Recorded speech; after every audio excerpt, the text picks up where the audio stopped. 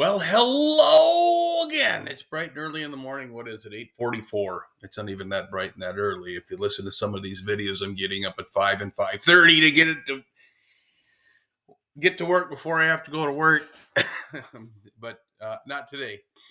Um, Now what the last 3-4 videos you've seen where we're starting with the establishing the interior cage to square up the frame to get symmetry between the left and right sides.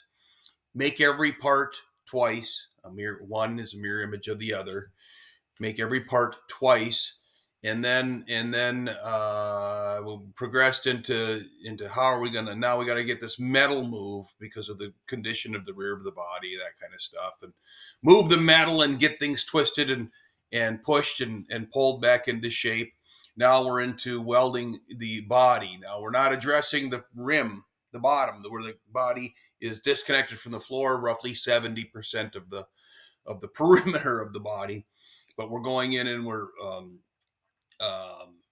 filling all the bullet holes, straightening out the windows, getting the ass end of the car kind of shifted over so there's symmetry between the sides. You saw some of that in the very last video.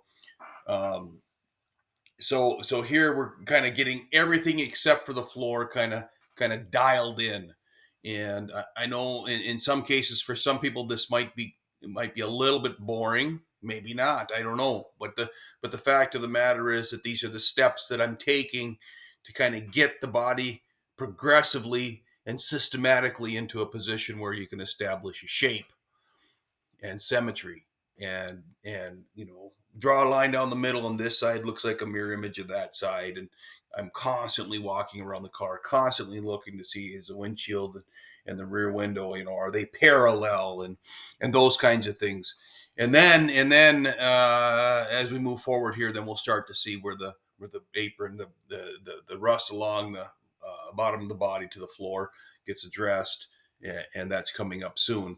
But we're in the preparation phase, and there's just a few videos going forward with regard to it. I'm going to try to stay around a half an hour for now, and keep pushing these forward so they don't get too long for you. Then it starts to get a little more exciting when we get off of the body and onto the fabrication side. So when we are fabricating, we're building the interior cage. So enjoy, comment, share with your friends. Please share. Let's get this out there. I love this process because I learn too. So let's do it. Enjoy. Hello, everyone. Just getting back into it. Been out here since about 5. Got up at 4:30. Couldn't stop thinking about it. It's about 8 o'clock right now, and I always forget to get there. Anyway, I finished tacking in the interior jamb of the frame, which is these 1-bys. I'll stitch it up in these areas. That's a gap, but this is a straight run across now to the radius. It builds basically the window channel to the interior. If you remember from an earlier video, all the jambs are 2 inches on a vertical and spaced to accommodate the in this case the window, but the window seal if there's a channel, and then of course the interior trim and garnish molding. So I welded the top one and the bottom one in, working off of a center line on both of them, matching those up and making sure we're staying consistent. Yesterday I welded in, tied in gussets to make sure this front and back frame members stay the same. I'll be doing the same up in that area right there, and up in there, just to bring those, make sure the frame is all tied together. And then today is a sheet metal day, so I just dollied this out now, made my piece. Where is my piece? My piece is sitting right over here. bead rolled in the rain gutter piece, and this will of course set in there in that neighborhood, and maybe a little trimming on the corners, but I mean it'll sit in there, and I'll start tacking that up. How about attacking? Then I'm going to get into here in the bullet holes and start to get everything addressed. Get into here. I'll have to bead roll that body line in that we hammered out. If you remember, that was all folded over. Finish dollying down because we've got, you know, a few dents. It's nothing major anymore now. Get the shape. Pull a level off of my, you can see under the door, my body frame. Pull a line off of that to the back. Support the floor and start building the wheelhouses in the back of the car in. Then I'll come around. I don't know if I'm going to do this in this order, but I mean, and start to attack that sheet metal, plug those holes. Grind off this attachment for the stainless steel. Turns out I don't even know how it was on there. I think it was tack welded on. But anyway, there's no holes, so I'm just going to remove that, flush it out, get that, and then I'll start probably, I don't know if I'll go to the doors, but at this point, the name of the game is to get the shape, get the car back, finish the car back to its original shape, and then all the way down the floor and spread it 9 inches. So that's where I'm at so far this morning. I wish I could do video. You know, I'm just operating off of a cell phone, and I know a lot of guys do. I'm super motivated by just accomplishing certain goals each day. And basically what I do is I come out and I kind of set my focus on, like today, the sheet metal. I set my focus on that. Typically, my assumption of what I can accomplish in a day and what I can truly achieve are two different things. I can't, you know, if I can get all this sheet metal done today, I'll never get the floor pan and everything all welded in today. I don't think it's physically possible. Everything would just have to go right. So basically what I'm going to do at this point is continue with videos, go to work on the car, come back, video on the accomplishments. I do have a tripod, but I don't have a great way of going back and editing right now because I'm focused on this, and my time runs out to be able to spend time on it. Eventually I will. I'm thinking about a GoPro, something that I can just get up and going while I'm doing it, and then maybe at a later time, and probably at a later time, I'll start editing all these videos and getting something put together to properly post and share, because I think it's important that other people see the methods and ways that people go through when they're building a car, when they're building their passion, when they're following their dreams. So more later. Try to get an opportunity as I work through this to give some shots and some video, but at this point I'm going to get back to it. Thanks. Well, turn sideways, first post of the day. That's what I got to, because second post of the day, pardon me. First post was the one before this, but this was the piece that was in there. This is the outside, but he was all rusted through. So I cut it all out. Whoop.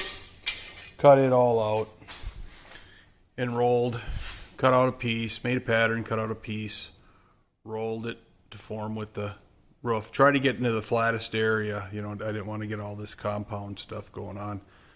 But there is a little bit of a compound because the roof widens and it does start to turn. It starts to turn gently toward the back.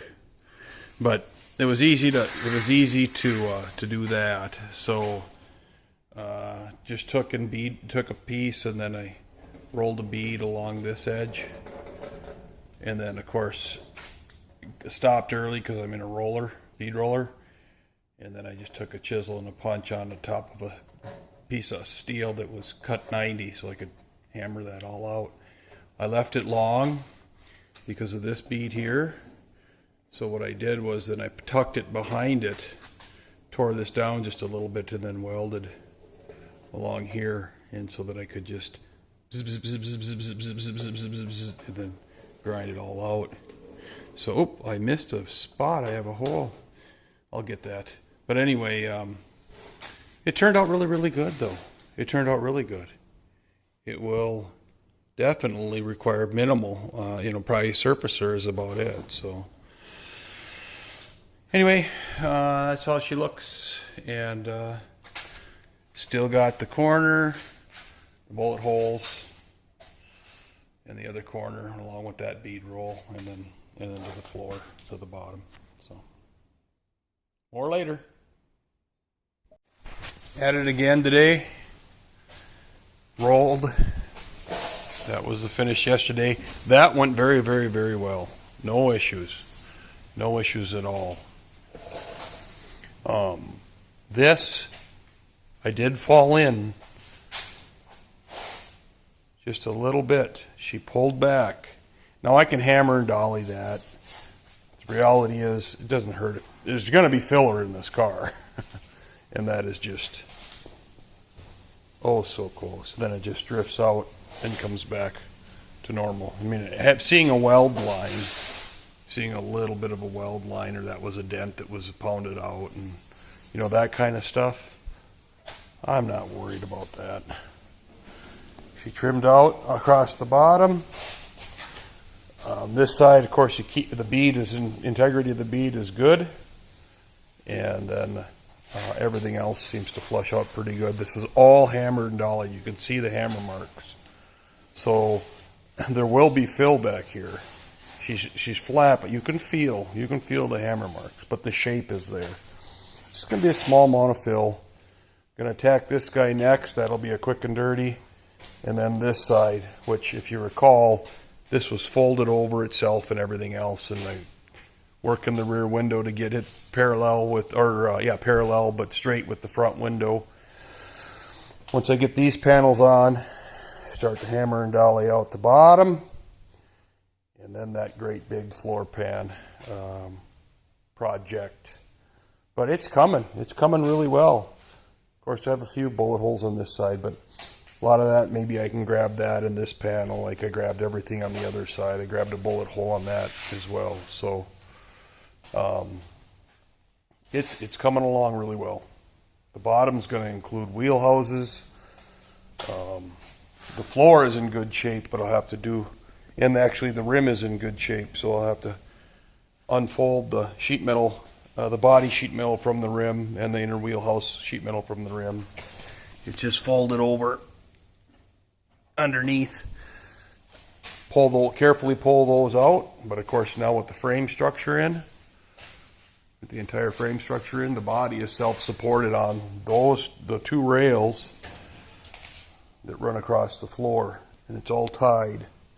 So not really overly concerned about it. The challenge is going to be to get this floor nice and straight back. And again, that's not even a challenge because I can tie in with temporary bracing until I get the rear end.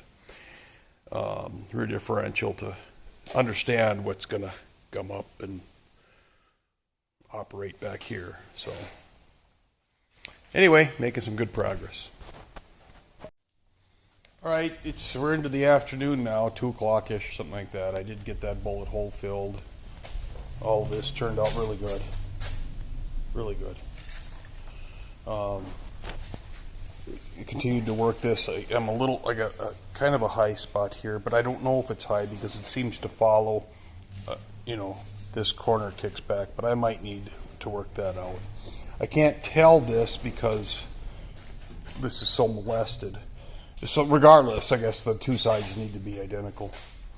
So then it was going to work on this side. And what I did was I made a paper pattern on that side. That's right here. Wrapped it around that side to get my shape. And then carefully cut out the Oh, come on. The bead. Went over to my bead and marked the bead on here in pen. Marked it in pen. You can see I didn't follow the pen perfectly, but I followed it well. I used my Arbor Freight bead roller. Right there. Good question that I asked myself in my brain. How? That's how I finished the bead. That's how I finished it when I had one side done. This is how I started it. Okay, so I get a radius on one side, and then I'd get a flat area, rolled each side, then come back and push down that radius flat as I could, of course, because it was all the way, it was still up. And then it curved down over here. I made it wide. That would be one of the reasons why it's a little wide, but the other reason is that getting the shape of the rear quarter panel tied into that and continuing that shape is awfully difficult. So I'm flipping it upside down on this corner, taking the shape and flipping it upside down, trying to copy that, and then, you know, move it up and down and get as close as I can. But it's still a bit of an art project more than it is anything else. So what I'm doing is now I'll cut that. I made it wide, so I'll slit it down the middle. I'll put the top half on, get it perfectly aligned, measure the width of my bead, and take whatever additional, because I was about 1/4 of an inch wide, so I measured 1/4 of an inch wide. So what I'll do is then I'll take the top and I'll shave where I need to shave, either button cut or just simply cut, and put that on there. And that lower section's about 4 inches. It'll tie up the rest of the bottom here. So should work out well. Should work out very well. More later. Here we are again today. It's 8:30 in the morning.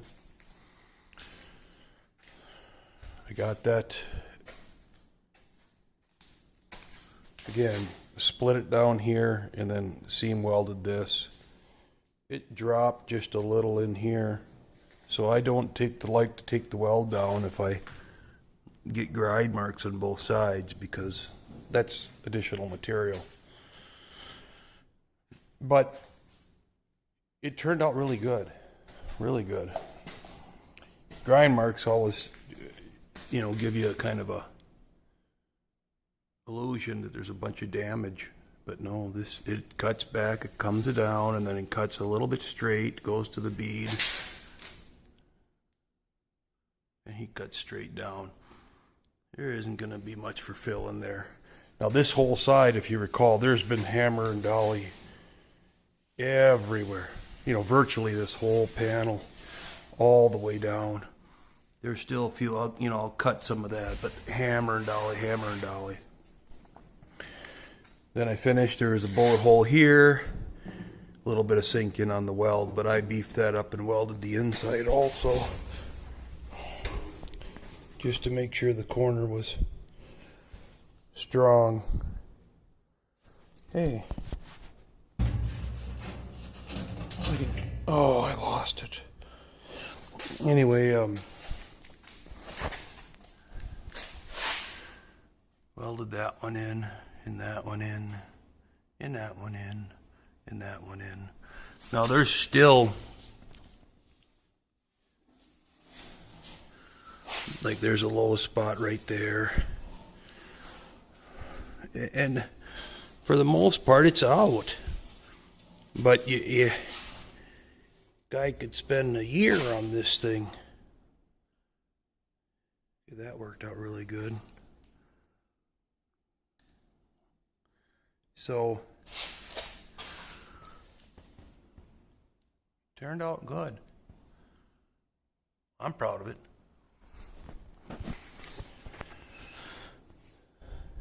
It will have filler. This car was meant for filler, this kind of a project. But you can see how straight the door is. We'll go around the corner here.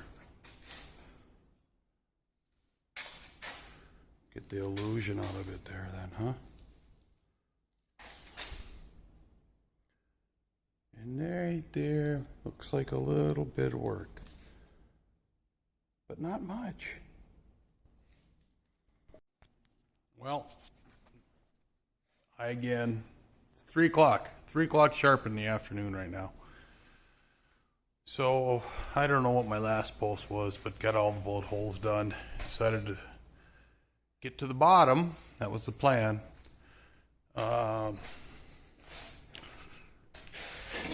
This was the driver's side inner fender, I guess. Inner fender.